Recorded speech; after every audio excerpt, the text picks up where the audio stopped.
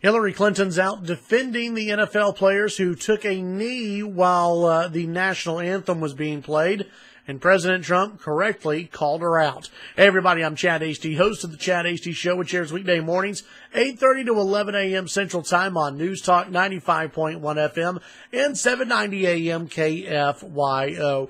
In an interview, Hillary Clinton was asked about the NFL players who have decided to take a knee during the national anthem. Many NFL fans don't like it. Many NFL owners don't like it. And a lot of people, including fans of the NFL and now former fans of the NFL, think it's very disrespectful, not only to the national anthem, but to the flag as well. Clinton, in an interview Sunday, said, now she was overseas when she said this, during her overseas book tour. She said that kneeling during the national anthem is a reverent position that is not against our anthem or our flag. Clinton warned that people should resist. Clinton's still doing the resistance.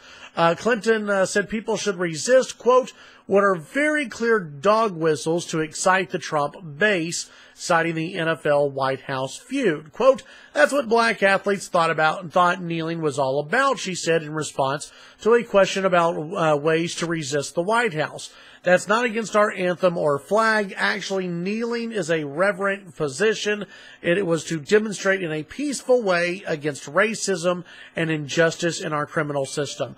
Well, now, Hillary, what is it exactly? Is the taking the knee against Donald Trump, or is it against racism that some perceive within the law enforcement community? Or if you go back to Colin Kaepernick and to others, taking a knee against this very nation because people can't stand for a flag that represents a nation that is inherently racist and has racist police and law enforcement, which is what Colin Kaepernick was protesting all about. Colin Kaepernick was protesting the United States flag and the United States anthem. He was protesting against the United States of America. He was not protesting against Donald Trump. Remember, Colin Kaepernick still doesn't have a job. And by the way, just an offshoot here, his collusion theory that NFL owners are colluding against him is pure BS. He's a bad quarterback, and nobody wants that baggage on their team, and why would they? Colin Kaepernick isn't owed a position on an NFL team. But back to Hillary Clinton. Hillary Clinton, she's out saying, oh no, this is not a big deal. Well, President Trump responded on Monday, and Trump said, quote, well, that's why she lost the election. I mean, honestly, it's that thinking. That is the reason she lost the election, Trump responded.